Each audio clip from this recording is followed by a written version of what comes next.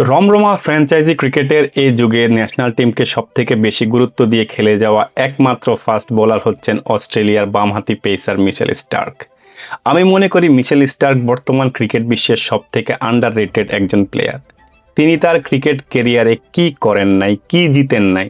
তিনি ওয়ানডে বিশ্বকাপ 2বার জিতছেন, টি-20 বিশ্বকাপ 1বার জিতছেন, টেস্টের চ্যাম্পিয়ন হয়েছেন, এমনকি আইপিএলও জিতছেন।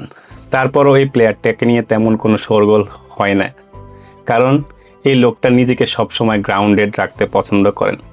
রিসেন্টলি তিনি টেস্টে বামহাতি পেসারদের সবচেয়ে বেশি উইকেট শিকারের তালিকায় 1 নম্বরে উঠে এসেছেন।